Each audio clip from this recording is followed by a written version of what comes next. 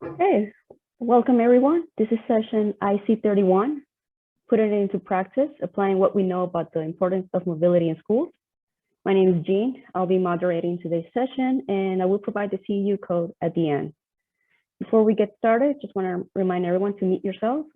Questions can be asked using the chat feature at the bottom, and we'll have a quick Q&A session at the end as well. Okay, so I'm going to hand it over to our presenter for the session, Nancy McNamara. Hello, everyone. Thank you for coming and joining and listening to hear what I'm presenting. I'm excited to share with you some of the work that the PTs at True North are doing to support mobility for our children in our school system. So a little bit about me. I am a physical therapist on the assistive technology team at True North Educational Cooperative 804.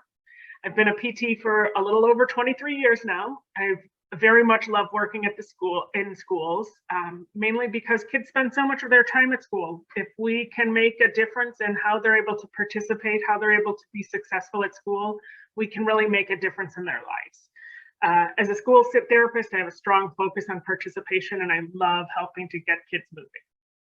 A little bit about True North Educational Cooperative, where True North is an educational cooperative in the northern suburbs of Chicago.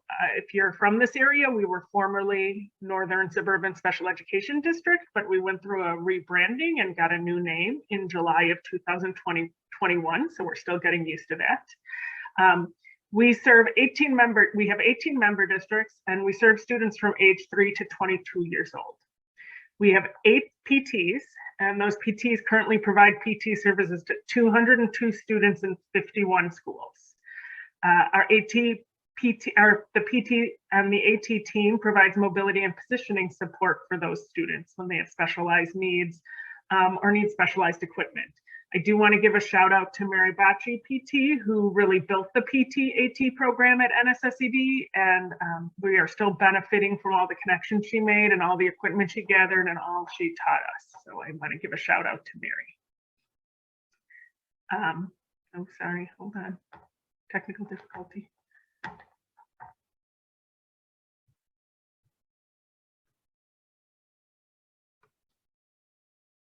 So why is mobility important at school? It seems pretty obvious, and probably to the people in this room it is.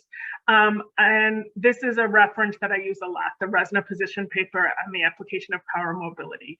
I've been able to share it with colleagues and with teams and with families to help give them the idea of why mobility is so important. And I think it reaches beyond power mobility and provides rationale for mobility of all kinds, whether it's gait trainers or whatever assisted device you're looking at.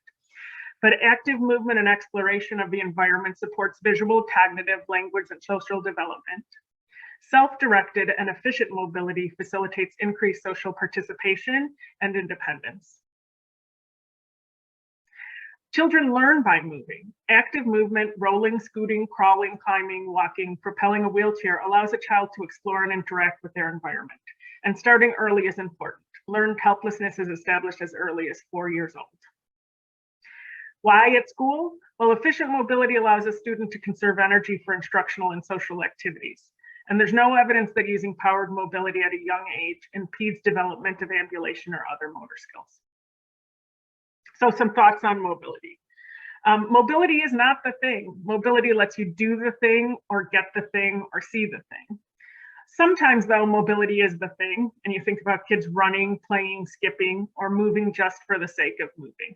This child over here is going ice skating, and I don't know that there's a lot of function in ice skating other than fun and exercise. Some more thoughts on mobility. We do hear some therapists say that a child needs to slow down in order to get a better gait pattern or more control.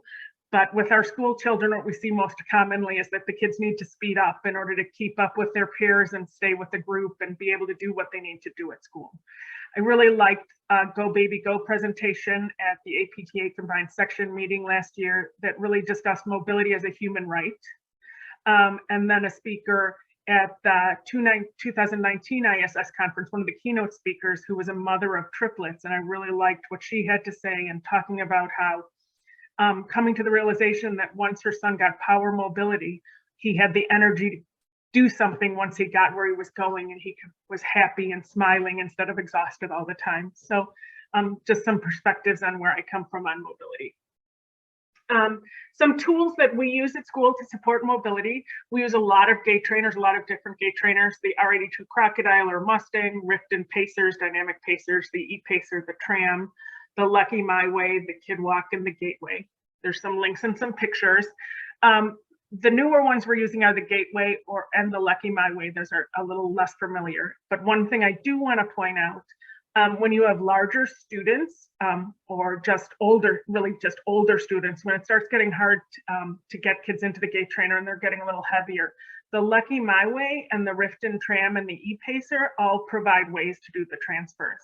And recently started using the Lucky My Way with a student, and this harness system allows you to put the harness on, and then it has hoist straps, which lets you use a mobile mechanical lift in order to lift the student into the gait trainer. So that's been very helpful for students who typically might need 2 people to assist, and you don't always have the staff that you would like to make it feasible on a daily basis. We also try to use mobile standers. So if a student needs a stander and they're able to propel a mobile stander, we want to give them the option to move when they're in the mobile stander. We use the Rabbit, the R82 Rabbit, probably the most. But I do know that Riften has a similar stander. We just haven't used it as much. Also, we have a collection of ultralight manual wheelchairs. And when students are getting manual wheelchairs, we do look at these first, because we want, whenever possible, for a child to have the option to move themselves, even if they're not doing it now, considering down the road whether it's going to be a possibility. And so some of the ones we use most commonly are the Key Little Wave Click or the Key Rogue XP, the Tie-Like Twist, or the Zippy Zone. In all these pictures, you'll see they have sling seating, which is optimal if you want lightweight and make it as easy as possible for a child to move, and also for a parent to transport, because that's sometimes what's most important to the parent, how easy it is for them to get in and out of their car.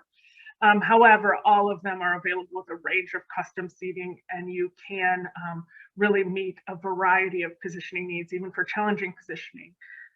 Just remembering that any positioning devices you put on it do increase the weight, which makes it a little harder to move. One feature I do want to point out that I really like in the Zippy Zone, and I only recently really discovered it.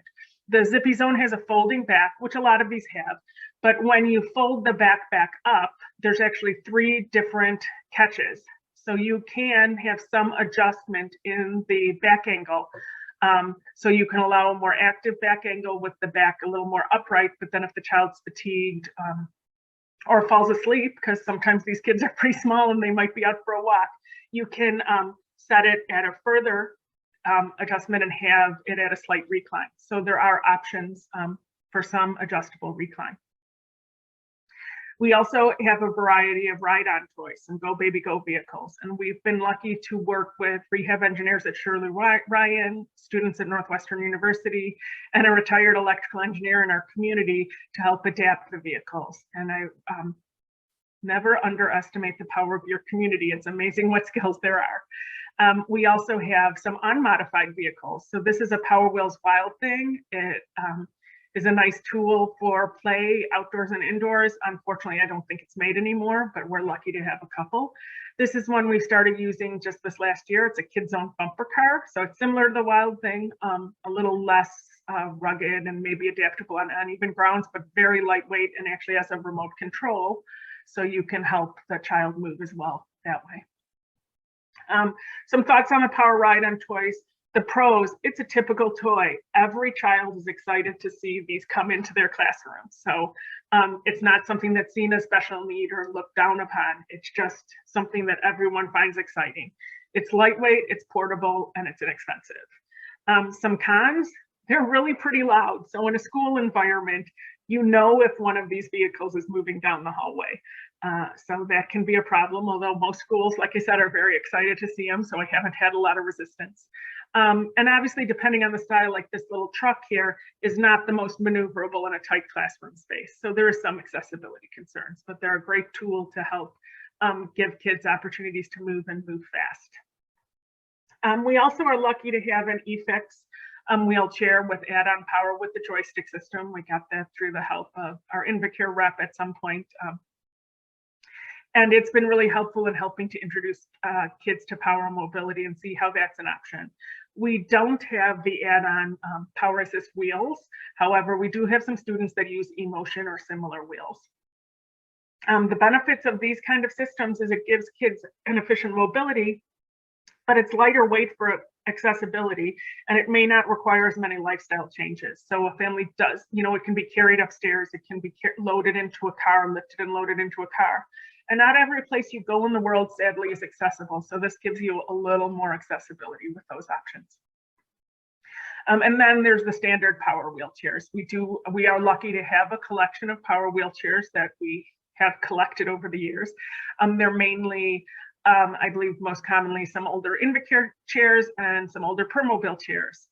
Most of our students who have their own Permobil chairs right now, the ones they're using most often are the Permobil M3, and then we have some with the Quantum Edge 3 straight out. Some considerations with these chairs is they're expensive, obviously. They're heavy, and there's safety concerns at school, both because of their weight. So if you have a 200 to 400 pound chair and you collide with another student, that's a bigger problem than if it's a ride-on toy or a manual chair. Additionally, you're giving a lot of power and mobility to kids who might not have safety awareness. So making sure everyone is aware of what the safety concerns are and how to keep that student safe. Another consideration, you have to demonstrate a student's ability to use the wheelchair safely in order to obtain funding.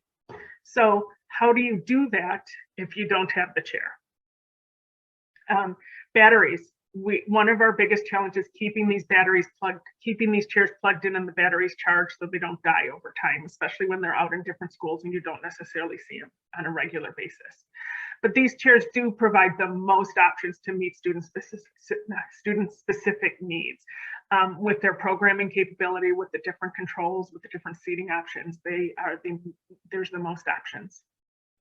And then looking at that, there's also, the variety of power wheelchair controls. And if you're interested in power wheelchair controls, I highly recommend you go to a presentation by Michelle Lang. She is, I think, the guru in this area. But we have joysticks, we have various head arrays, we have some switch control and some midline joysticks. So we can give kids opportunities to try different methods of driving to see what works for them and what might change over time as they learn.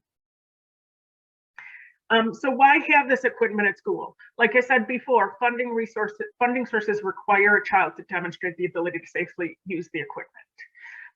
Our trial equipment is necessary to allow for learning skills. Some of our students require a long time, over years, many opportunities for practice in order to learn. And the school provides a safe, familiar, structured environment for learning. There's a schedule, a typical school day. It's easy to figure out where power mobility or any kind of mobility training can happen during the day and really fit it into that student's schedule so you get regular practice. And never underestimate the power of teams. Having a teacher, instructional assistants, OT, PTs, speech therapists, social workers, all excited about this possibility really allows us to give that child, the maximum motivation, the maximum opportunities to learn. So another word about trials, no matter how well you think you know the student and you think the equipment, there are so many different equipment options and so many unique student needs that trying specific equipment with a specific student always teaches you something. And it helps to get the best match between the student and the tool. Also, this is a very big leap for many families. By having the trial equipment for the child to use at school, it allows the family the opportunity to see the child use it. It allows them time to process and learn about power mobility, or even just gait trainers. For some families, using any kind of assistive device is a big leap. It allows for students to have access to mobility equipment without waiting for the family to be ready for funding or for funding to be secured. So our equipment is typically for trial use and for learning opportunities and short-term loans. Once we've decided that a piece of equipment really works for a student, we work with the family to help them get that equipment, at least in terms of wheelchairs. For standers or gait trainers, if it's determined, if the team determines it's educationally relevant and it can benefit the student, the school district will also often purchase the standers and gait trainers for school use. So what are some equipment sources? Like I said, much of our equipment is school district and cooperative or school district or cooperative purchased. And those, sometimes the equipment is purchased specifically for a student. Sometimes it's purchased to be part of our trial program. And if it is purchased specifically for a student, once that student's done using it, whether they've outgrown it or they no longer need it, it's refurbished and reused with other students. So this has helped us to secure funding from the school district and get school district buy-in in terms of buying equipment, because they see that the equipment that they purchase is used and used and used over again for multiple students, and they benefit from the equipment we have on hand. We also have donated equipment. So students who've outgrown their equipment will often think of us and donate their equipment. We often have a relationship with the family because we've helped them procure equipment, so they think of us. So if the equipment's in good shape and it's something we can use, we accept donated equipment. And I did include this resource, which is the APTA fact sheet on management of equipment used by physical therapists in school-based system practice. This just came out in March of 2021, so it's a fairly new document, and I think it has some helpful ideas on how to manage your equipment.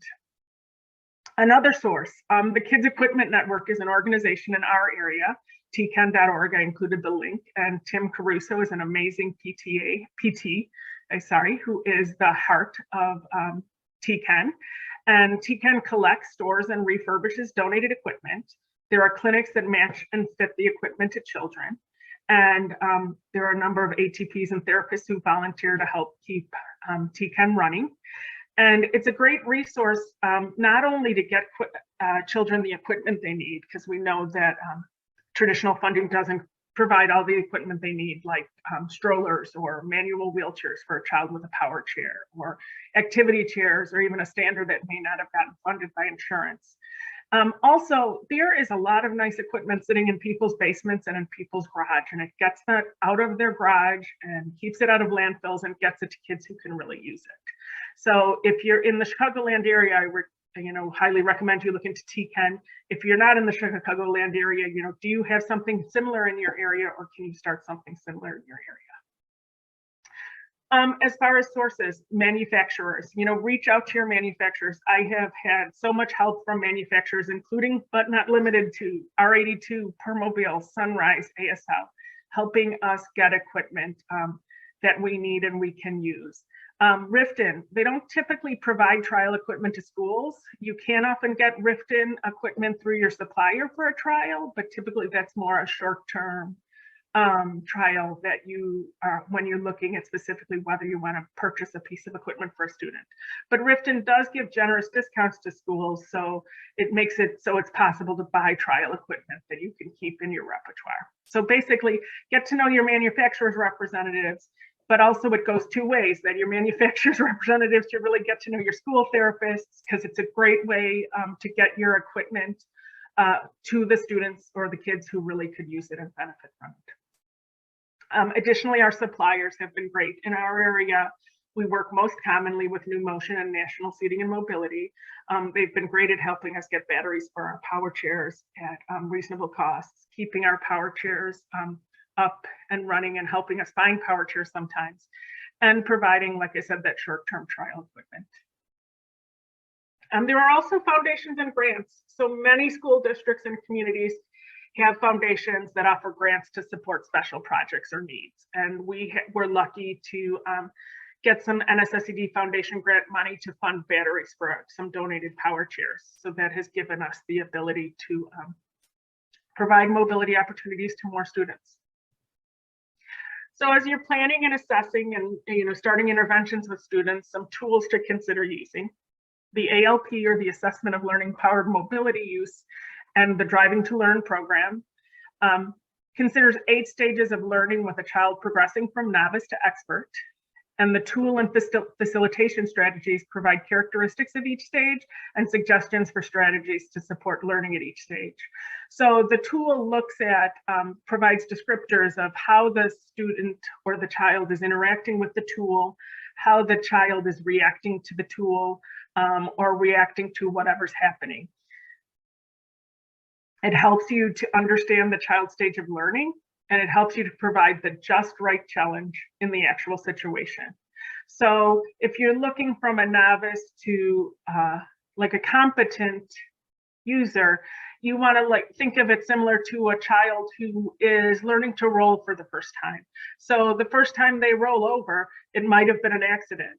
And for some children, it might be really exciting. For some children, it might be terrifying. And based on what they think, they might choose to do it again, or they might try not to do it ever again. Versus a child who's moving with their classmates to the playground. So very different situations and very different ways you would help them learn those skills.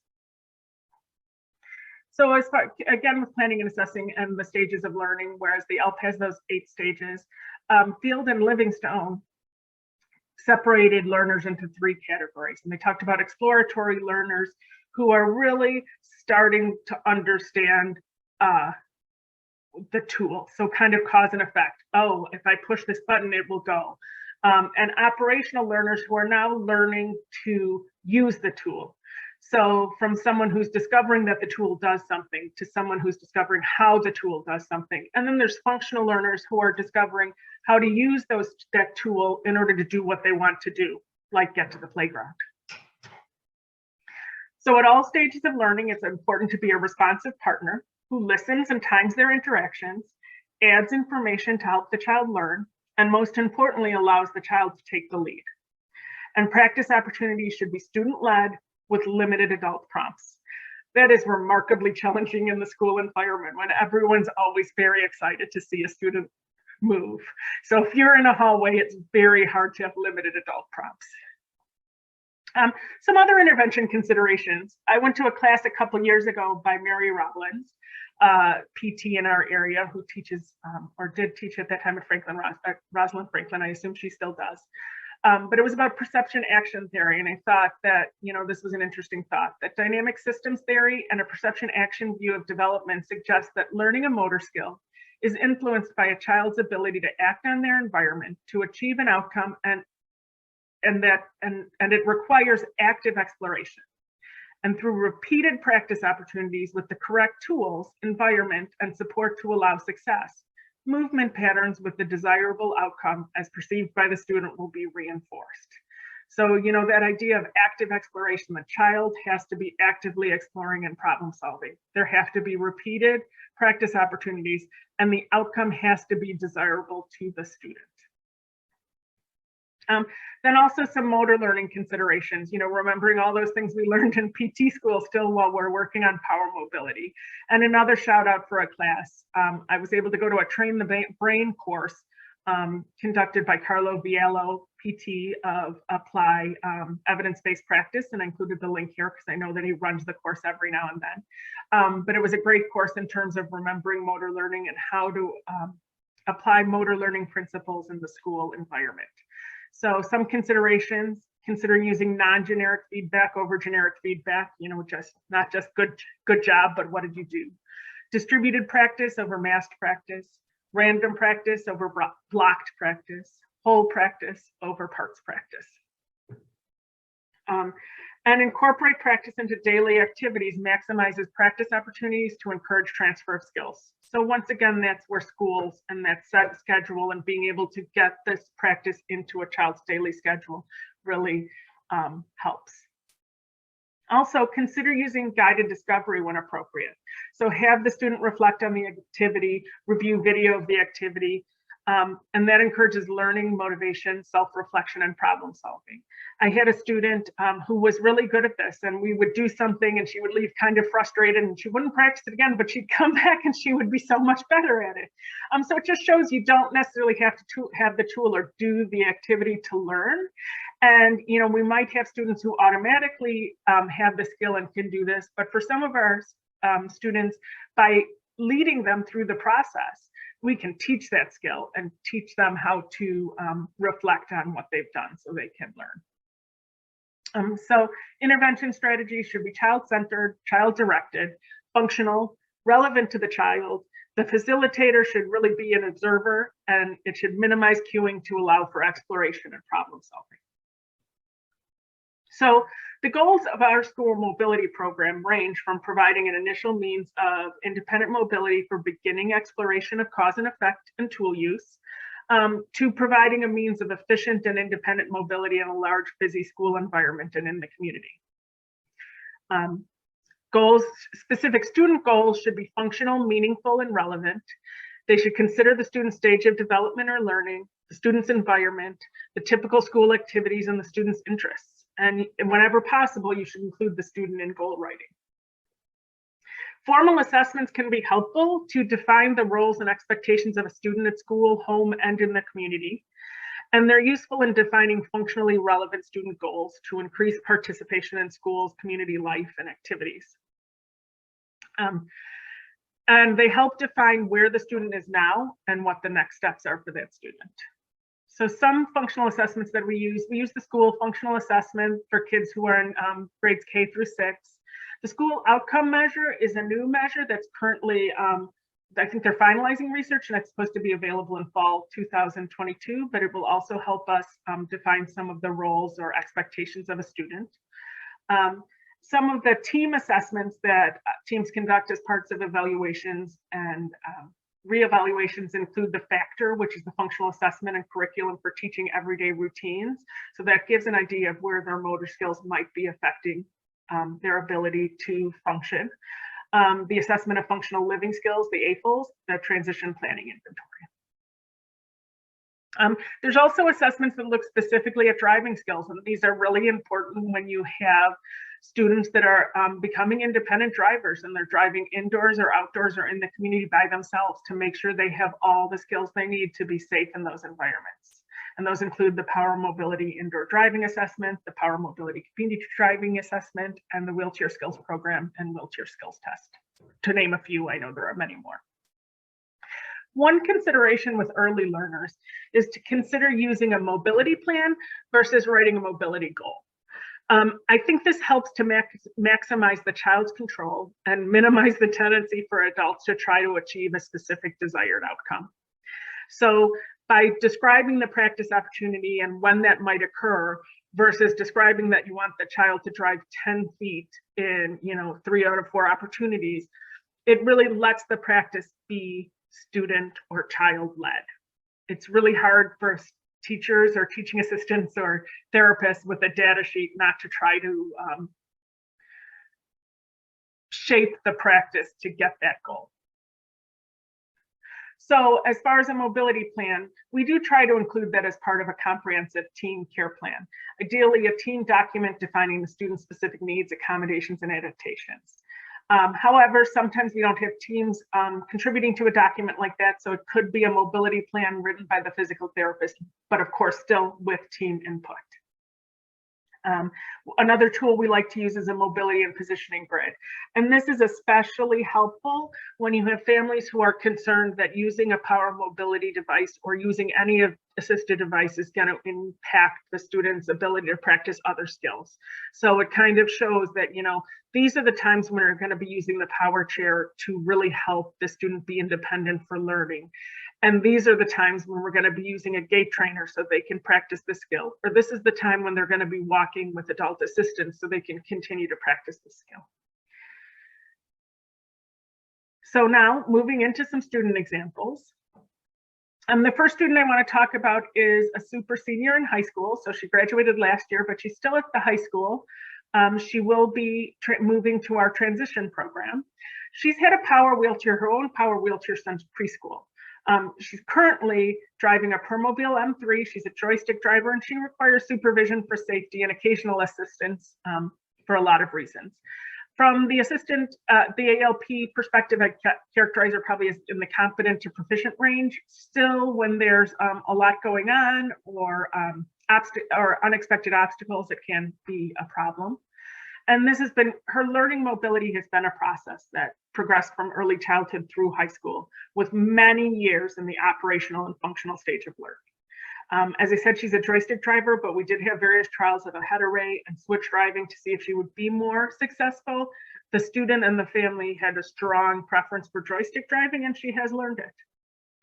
One factor that did increase the time it took was that she only started using her power wheelchair functionally throughout the day in middle school. So up until that point, she was kind of put in the chair for practice opportunities, but then in other devices. But in middle school, they really started using it. And also in middle school, you know, the family moved into a new home and did extensive remodeling to support power wheelchair mobility. So her home is fully accessible now. Another thing to note is this is a family that has a wheelchair accessible van. So moving the wheelchair throughout the community is not a challenge. Some thoughts on the student and some specific characteristics. Her wheelchair has power seating, power tilt, recline, elevating leg rests, and a seat elevator. And these are all really important because she has painful muscle spasms and it allows her to stretch out, and she can control stretching out. She can drive the chair, you know, she can use her joystick. She can't use the little buttons to control the power too well, the seat position too well, but she can use the joystick very well. She also has intermittently used the Bluetooth joystick as a mouse for her tablet. Here, this is actually her old chair, which was a Q6 Edge, but she has a power Bluetooth joystick on her current chair also. And some of the goals we've worked on with her. So in school goals, you know, being able to drive through doorways and drive within a classroom that's not hugely accessible, that has normal kids in it, that has kids in different positions, that has small spaces, and being able to position her chair and herself for schoolwork. One of the things we noticed pretty quickly was she would go into a classroom and drive up to a desk, but she wouldn't necessarily be in a position to work at that desk. She is very much stronger with her left hand, and getting herself oriented so that things are to her left side so she can access it has been a work in progress. In PE, we play a lot of soccer with an exercise ball because she really likes soccer and it's motivating, and she can follow the, you know, work on following the ball and orienting herself to the ball and the goal. It is really tricky for her to get herself in the right position relative to the ball and the goal to move the ball in the right direction. She has vocational goals. Right now she's working on delivering mail, so she has to drive to and position her chair and herself at the mailboxes to place the mail. She also has to figure out how to use her seat elevator and her anterior tilt in order to access those mailboxes. She also has a job sweeping the gym floors. The vocational coach has fashioned a big dusting pad that trails behind her chair, and she's able to dust the gym floor, which is quite dusty. One of the challenges for her has been functional vision. She does not have a diagnosis of cortical visual impairment, but she has a lot of the characteristics. So we use a lot of scavenger hunts, kind of where she has to visually scan her environment to find items in the environment in order to move to them and access them. Also, we work on driving in a straight line. Her path tends to follow her gaze, so helping her to kind of fix her gaze to be able to go in a straight line, which is really important in a high school hallway that gets very crowded and students are trying to pass, and if you veer to the right, it can cause some serious safety issues. Also, you know, like I said, moving for fun. So it's not all about what's the most functional and what's the easiest, and this is the student in the Lucky My Way gait trainer. Here's those hoist straps I was telling you about. The harnesses on and the hoist straps are attached to a lift over mechanical lift. And she's really able to move in this gait trainer. It's very lightweight, so it's amazing how fast she can go. And it may not be the greatest gait pattern, but it gets her moving and she is happy, and it gets her out of her chair, and it's a whole new position. So it's a huge success. So another example, and this student actually is at the same, was at the same school, middle school and high school, and the same age. This student is currently at our transition program. She is a joystick driver, and she currently has a Permobil M300. She still requires supervision for community driving and bike hazards. So she's one of those people that driving assessment is really helpful for. She previously had a one-arm drive manual wheelchair, and it was great. This was in middle school. It did allow her some self-mobility to control where she was, but she was only able to move short distances and very slowly. So most of the time she was pushed by an adult. We did begin trialing a power wheelchair at school in middle school. So she got to 6th grade and we introduced a power wheelchair. And she quickly progressed to the functional stage of learning. Within the first introduction, she knew what the tool was, how the tool worked, and she just had to figure out how the tool was going to work in her daily life and how to use it safely. Now, in this case, the family was not really ready or interested in power initially, but after seeing her use the chair throughout 6th grade, they recognized the increased independence and they were ready to pursue a power wheelchair. So she has been able to get one. Unfortunately, their home's not accessible. There's a step to enter, and the family does not have an accessible vehicle. We do have a transition specialist at True North, and they've been involved to help assist the family, to help explore resources and funding options. And I did list a couple of the funding options available in this area in Illinois. It's the Division of Specialized Care for Children and the Department of Human Services have funds for increasing home accessibility, and there are also township grants. So that's a work in progress. A couple factors about this student's wheelchair. Her wheelchair has power posterior anterior tilt. I think in the M300, it's actually 10 degrees, and it has been invaluable.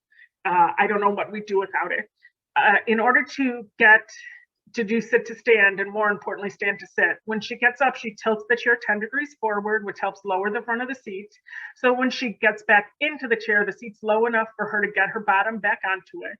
And then she's able to use the tilt mechanism to tilt posteriorly, where she pulls her knees up and she slides right back into a sitting position.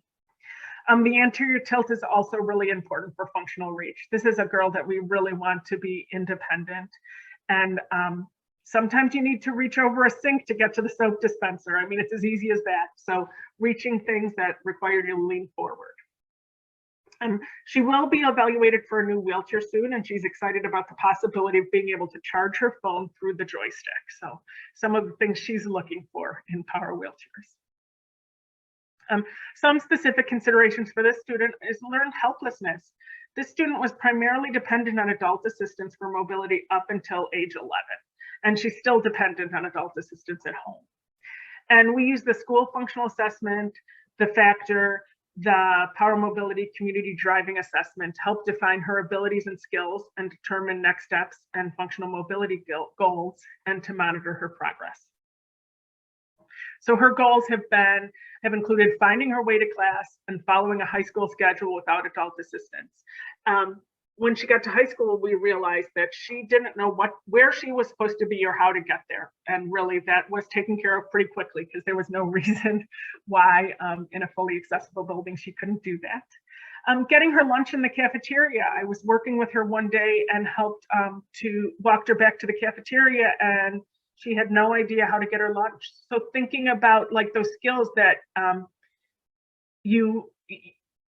you're having mobility helps you to do.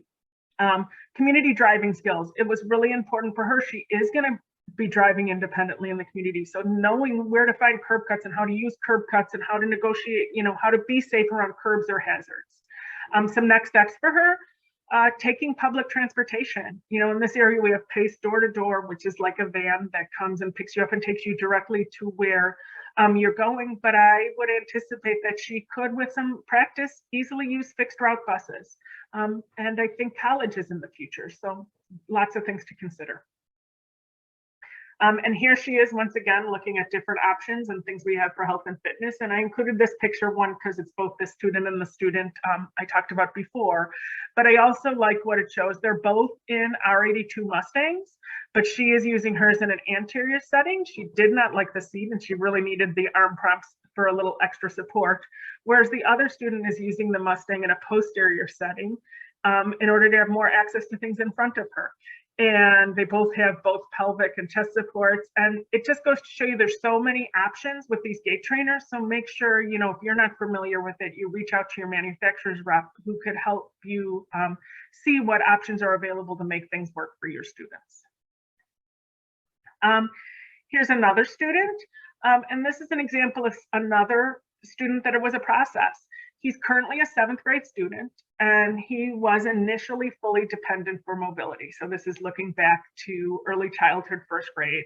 And his primary mobility system was a Conveyed Easy Rider that his mother got for him working with their private therapist.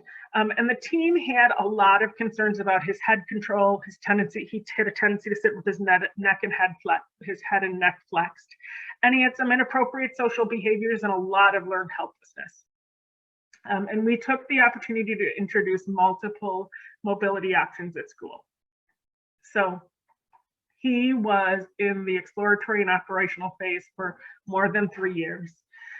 Initially, he had a Rift and Pacer gait trainer at school. He still does, but he requires assistance with it, and it's hard. Staring is hard, keeping going is hard. We did introduce the Go Baby Go vehicle, and I don't know if you noticed in the picture before, suddenly his head control was great. You know, clearly his head position is tied to motivation, interest, and engagement. You know, he was moving and going, and his head was going to be up. One of the biggest differences for him was using a mobile stander. We introduced the R82 Rabbit, and he really took off. He has one arm that's considerably stronger, but he figured out how to use both arms in order to get the Rabbit to go where he wanted to go. And that's where we saw the greatest increase in independence with mobility. We did have multiple trials of a manual wheelchair with eFix power and add-on joystick over time. And we really began to use the manual wheelchair with the eFix functionally throughout the school day in 5th grade. In 5th grade, he had a very motivated team. His PT, his teacher, the instructional assistant, all were really gung-ho. And this is one of the benefits of our trial wheelchair program. You know, it allowed us to give him extended time for trials and allow many practice opportunities over a long period of time. And one of the cool things this team came up with was they made a game board, and it has different skills, and they took them, there's functional skills, and there are skills from, I think they were from the wheelchair skills test, but you know, I can participate in PE, I can stop when I'm asked to. And I put in the statement about Board Maker because I recently was at a discussion about Board Maker, and I think they now have a way to make game boards like this. And I also wanted to draw attention to how student-specific motivators can be. So if you go to the end of this game board, this student's motivator was to drive to the urinal. And he can. And so over the course of that year, he really gained skills in using his eFX power wheelchair. And this is him driving into Target. You really can't get much more functional than that. And here he is using the Rabbit in one of the first times he really was independent.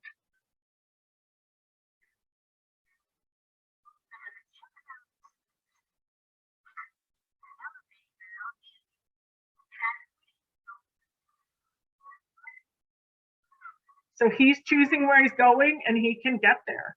And that was one of the first times he really demonstrated that for us. So some considerations, you know, the eFix, we did think about that eFix versus a standard power chair. One, I think funding would have been easier with a standard power chair. But the manual chair with eFix, it's lighter weight. It was less scary for the family and team. So I think that the weight of it really is a consideration. You know, teams were more comfortable letting him have space versus if the chair had weighed 200 to 400 pounds, I think they would have been closer. It's lower and maybe less durable, but it does what the student needs it to do. We did give him a trial with the Permobile M300, and no matter how high we turned the speed up, he still went pretty slow. I think he just is a slow, you know, he moves at his own pace, and that's okay. That's what he needs. Also with the eFix, they needed less home and vehicle mods. So trade-off definitely was power seating. It might have been nice to be able to provide some different seating options. Here he is sweeping. A lot of sweeping's done at school, I guess. As I mentioned, the funding challenge.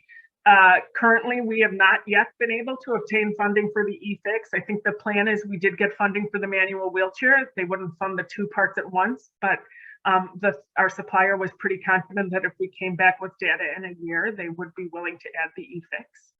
But we got very, very lucky. And it just so happened that right around the time that his funding was denied, there was an e-fix wheelchair available at TCAN. So this is actually his wheelchair, which he got through TCAN. So way to go,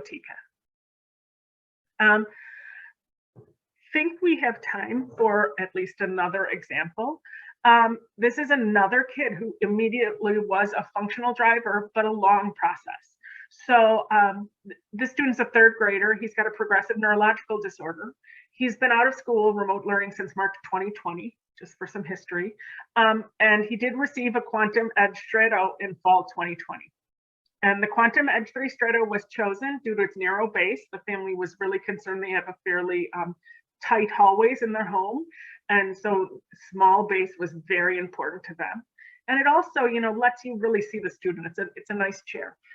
Its adjustability and programmability helps to meet the student's needs as he grows and changes, and keeping in mind that this is a progressive disorder, so we do expect his needs to change.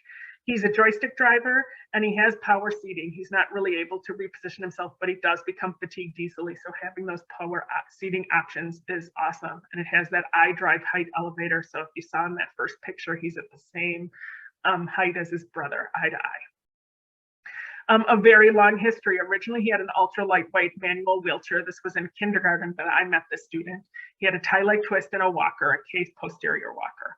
And obvious concerns. I mean, he moved slowly. Fatigue was definitely an issue, and he's at high risk for repetitive strain injuries. His trunk stability, he had no trunk stability when self-propelling. In fact, he'd come forward, basically his shoulders would almost reach his knees. And so primarily he was pushed by an adult or a peer when he was in his wheelchair. So the first step we did was adjusted his axle and his seating of his manual wheelchair to improve his mechanics with self-propulsion, because just because a student has a tool doesn't mean the tool is set up right for that student. And that's another shout out for TCAN. I've learned a lot of these things from working with the ATPs and therapists at TCAN.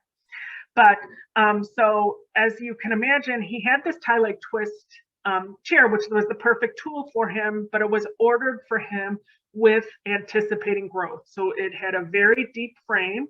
And I think probably when it was set up, they were thinking about stability. So it had a deep frame and the wheels were put all the way on the back of the frame. So he really only had access to the front of those wheels for self-propulsion. Hence, having to basically fold all the way forward in order to push the chair. And we also began conversations with the family regarding the benefits of power mobility. And initially, and still, the family and private therapists are very concerned about loss of standing walking skills with power mobility. So this is a family and a therapist that we did share the ResNA position paper with. And that was helpful. And then we gradually started introducing power mobility options at school so we can kind of gain the family's acceptance. We started with the Power Wheels Wild thing, and it was so nice to see how he could keep up with his peers and play with his peers on the playground, and he had more options in terms of moving, and everyone was excited about it and everyone wanted to use it, and that's okay. And then we moved to the manual wheelchair with the e-fix add-on and the joystick, because the family was a little more accepting of that idea of, oh, we can still have this wheelchair we have here, but we can add this joystick. But then seeing how active and how much he wanted to do and how he wanted to move, we really encouraged a trial of a power wheelchair. And he trialed the Quantum Edge 3 Strato at home right at the beginning of COVID. So it was perfect timing. And they really saw how much independence this gave this child. So now, through that whole process, he now has this power chair. But it's an ongoing process. He currently only uses the wheelchair in community and outside for longer distances. As I said, he hasn't been in school, but he's returning in a couple weeks. So we're hoping to see the power wheelchair at school, but that's in conversation.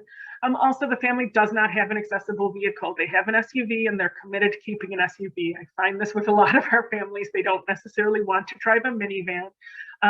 So they're exploring lift options and funding for lifts that would lift the wheelchair into the back of their SUV. So this example, I think, highlights some of the challenges. How do you allow a family a time to adjust and process and come to these realizations, but still provide a student with the necessary mobility? And this is really one of the benefits of our trial chair program. We can get these kids the mobility they need while their family adjusts. We don't have to wait. And recognizing that power wheelchair use requires lifestyle changes, home mods, vehicle mods. So it is not an easy decision. So really, valuing the time it takes for families to adjust. I think we have time for this, like just this one conversation, and then we can see if there are any questions. Another thought on power seating. So students with dystonia, I have a couple, or more than a couple, but a couple students' thoughts on power seating. With students with dystonia and strong extensor push, I think initially there was some thought that I had some thoughts that I was concerned about power seating and how, it would encourage their extension.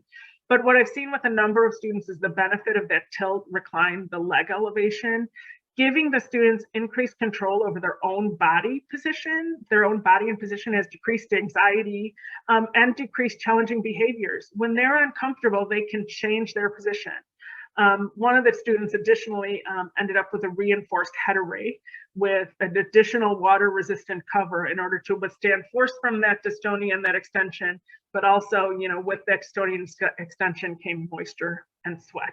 So a couple considerations there. Okay, I think I'll stop and allow time for questions maybe.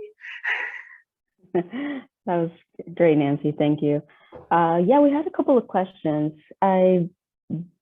Dahlia had one concerning justification for power wheelchair, but it seems like one of the attendees might have answered that. So thank you, Nicole, for that. Cassie, she had a few questions, so I'll go ahead and read them out to you. Thank you. She started a new position and the mobility options besides walkers are limited. Do you have any suggestions on places to look for grants so that they can obtain some additional pieces to build their program?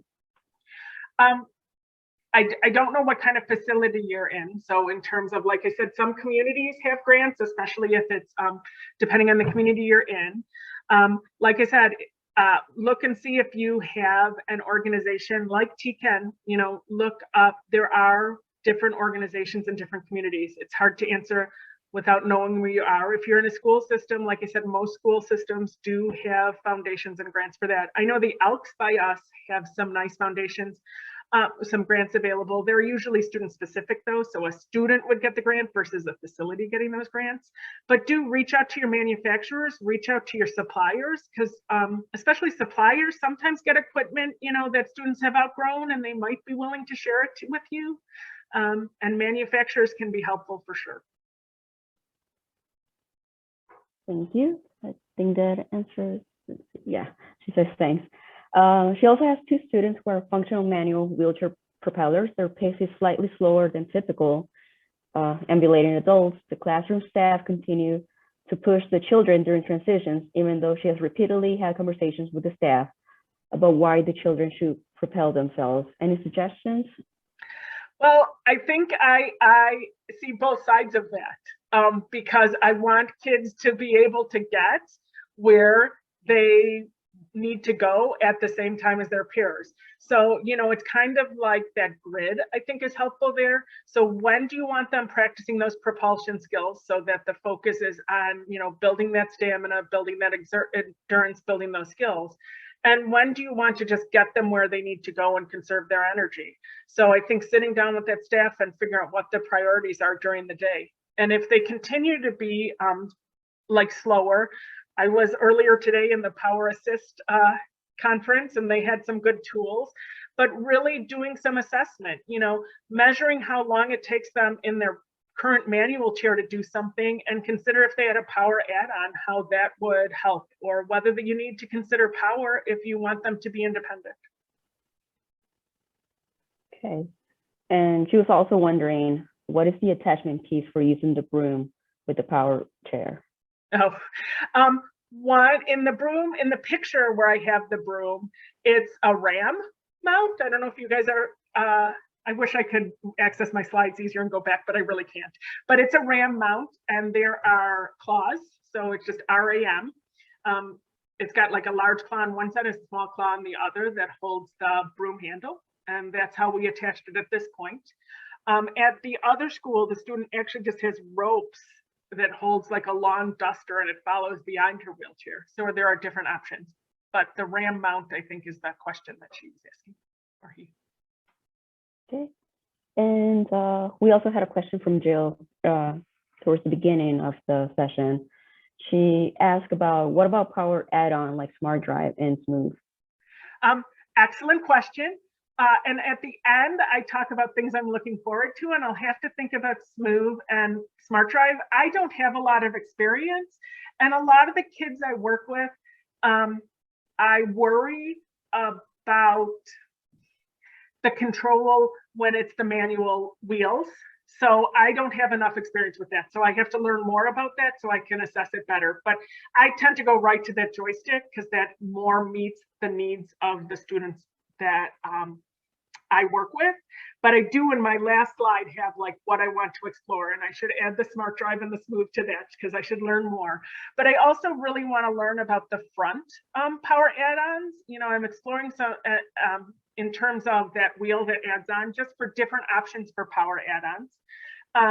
And I'm excited about learning more about the Permobil Explorer Mini. I think it's an exciting tool. I think it's probably a little small for a lot of our kids, but some of our preschoolers would probably benefit from something like that.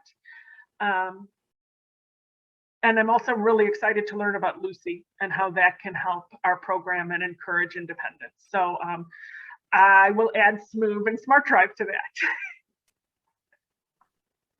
Thank you, Nancy. Thank you. And thank you all for coming. Does anyone else have any other questions? You can either place them on the chat, or I'm going to allow you guys to mute yourself at this moment if there are anything else.